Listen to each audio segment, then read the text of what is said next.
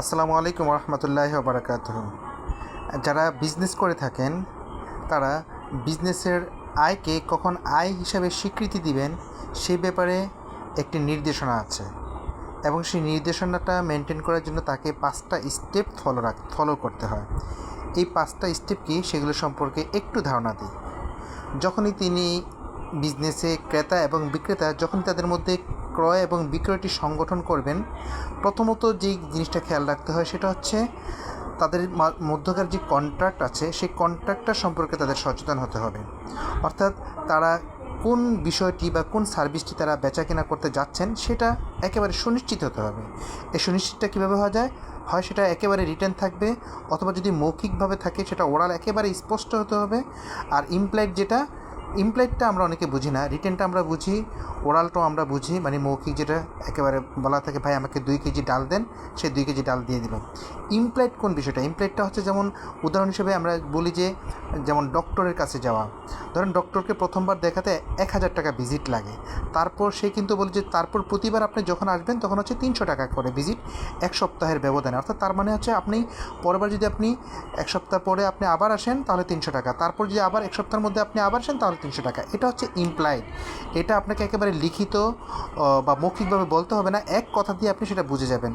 অথবা আরেকটা এক্সাম্পল দিতে পারি, সেটা হচ্ছে যে ধরেন কোনো হোটেলের ম্যানেজার যদি বলে যে এই কর্মচারীরা তোমরা সবাই সচেতন থাকো, অথবা ম্যানেজারকে যদি মালিক বলে রাখে যে আজকে রাতে আমাদের হোটেলে ভেরি ভেরি ভিআইপি গেস্ট আসবে, তার মানে এটা দিয়ে বোঝা যাচ্ছে যে আমরা ভেরি ভেরি ভিআইপি গেস্ট যারা আসতেছে তাদের জন্য যে ধরনের মেনু সাধারণত তৈরি করা থাকে বা যে ধরনের সার্ভিসগুলো দেওয়া থাকে সেগুলো যেন রেডি থাকে। এটা আসলে ইমপ্লাইড একটা কন্ট্রাক্ট। যেমন হচ্ছে আমরা বলি যে কাজের লোককে বলি যে এই সন্ধ্যাবেলা দরজা জানালাগুলোকে বন্ধ করে দেও, কারণ হচ্ছে যে এই মস্কিউটি আসতে পারে সন্ধ্যাবেলায়। তার মানে হচ্ছে যে আপনি বুঝতে চাচ্ছেন যে সন্ধ্যাবেলায় যেন সে দরজা জানালাগুলো বন্ধ করে দেয়। এই যে বিষয়টা যখন আপনি ইনডাইরেক্টলি কোনো জিনিস মিন করতে চাচ্ছেন সেটা হচ্ছে ইমপ্লাইড। সো এই ধরনের যে কন্ট্রাক্টগুলো হয় এই কন্ট্রাক্টগুলো আপনাকে একেবারে স্পষ্ট হতে হবে। এটা হচ্ছে প্রথম পদক্ষেপ। দ্বিতীয় যে পদক্ষেপটা সেটা হচ্ছে যে আপনাকে আইডেন্টিফাই পারফরমেন্স অব্লিগেশন, অর্থাৎ তার সাথে যে কন্ট্রাক্টটা হয়েছে সে কী করবে, আপনি যে কন্ট্রাক্টটা করেছেন সেই কন্ট্রাক্টের মধ্যে সে কী করবে এটা স্পষ্ট হওয়া।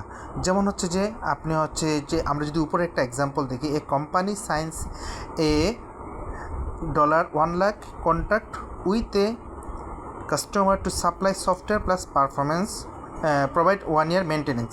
অর্থাৎ হচ্ছে একটা কোম্পানি একটা সফটওয়্যার কোম্পানির সাথে একটা চুক্তি করলো, এক কাস্টমার এই সফটওয়্যার কোম্পানি যে সে একটি সফটওয়্যার তাকে বিক্রি করবে 1 লাখ টাকায় এবং সাথে কী দিবে তাকে হচ্ছে যে 1 বছরের মেনটেনেন্স সে প্রোভাইড করবে। সো এখানে বেসিক্যালি একেবারে স্পষ্ট হয়ে গেছে যে সে একটি সফটওয়্যার সাপ্লাই করবে। 2 নম্বর যেটা তাকে হচ্ছে 1 বছরের ওই সফটওয়্যারের মেনটেনেন্স সার্ভিসটা দিবে। সো আপনাকে হচ্ছে প্রথম পদক্ষেপ হচ্ছে যে আপনি কন্ট্রাক্টটা কী করছেন সেই কন্ট্রাক্টটা, 2 নম্বর হচ্ছে কন্ট্রাক্টের মাধ্যমে আপনি কী পারফর্ম করবেন, আপনার কাছে কী পারফর্ম করাটা আপনার জন্য বাধ্যবাধকতা রয়েছে সেটা আপনি একেবারে স্পষ্ট হবেন। এটা হচ্ছে 2 নম্বর স্টেপ।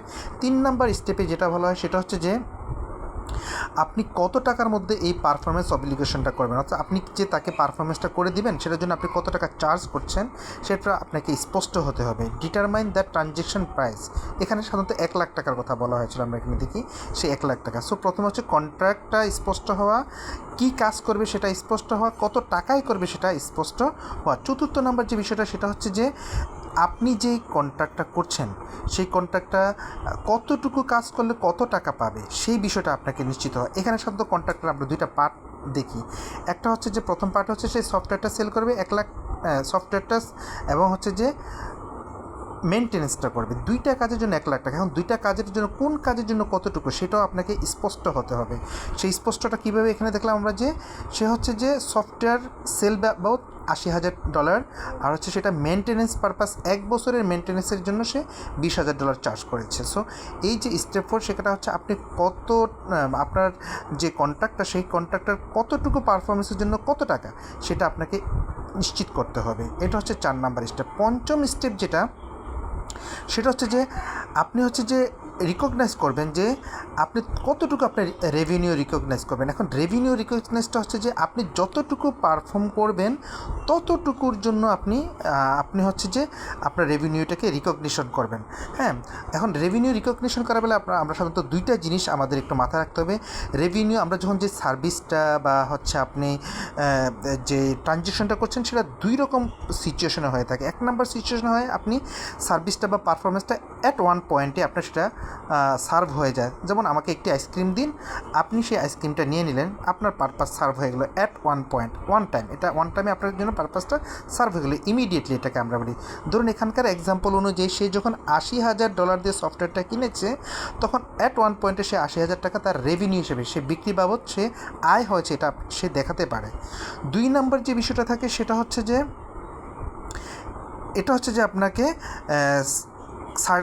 যে আপনাকে ওভার দ্য টাইম পারফরমেন্স করতে হয়। একটা হচ্ছে আপনার ইমিডিয়েট পারফরমেন্স, আর একটা হচ্ছে ওভার দ্য টাইম পারফরমেন্স।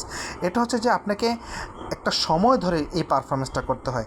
এখানে যেই ক্ষেত্রে আপনাকে ওভার দ্য টাইম পারফরমেন্স করতে হয়, সেখানে আপনি কতটুকু রেভিনিউ রিকগনিশন করবেন সেই জন্য আপনাকে কী করতে হয়, সেই ক্ষেত্রে হচ্ছে যেই সময়টা লেন্থ ধরে আপনাকে করবেন, সেই ক্ষেত্রে আপনাকে হচ্ছে যে সেই সময়টা দিয়ে আপনাকে ভাগ করতে হবে। সাপোজ এখানে দেখতে পাচ্ছি যে আমরা $20,000 বলেছে এক বছরের মেনটেনেন্স চার্জ। সো $20,000 যদি আপনি 12 মাসে এক বছর ভাগ দেন, তাহলে $1,667 হচ্ছে পার মান্থ আপনি, অর্থাৎ যখনই আপনার জানুয়ারি মাস যাবে তখন আপনি $1,667 আপনি রেভিনিউ হিসেবে আপনি দেখাতে পারবেন।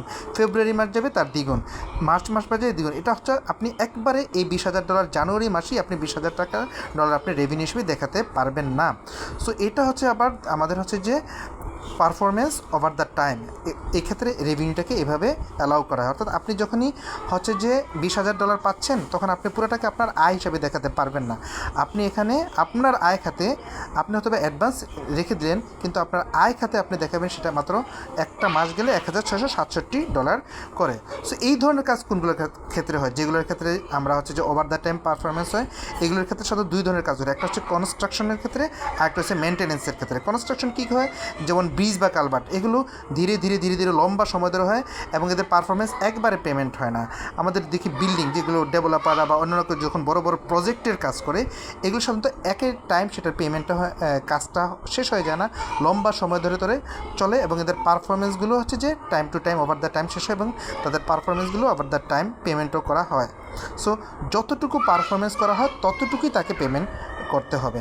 সো একটা কাজ যখন আমরা একটা কন্ট্রাক্ট হয় বা ক্রয় বিক্রয় হয়, তখন তাকে সাধারণত এই 5টা স্টেপের মধ্যে দিয়ে তাকে যেতে হয় এবং এগুলো ক্লিয়ার হলেই সেখানে আপনাকে একটি পারফরমেন্স নিশ্চিত হয় এবং আপনি কতটুকু রেভিনিউ সেখানে রিকগনিশন করবেন, অর্থাৎ কত টাকাকে আপনি আয় হিসাবে দেখাবেন, সেটা আপনি নিশ্চিত করতে পারেন।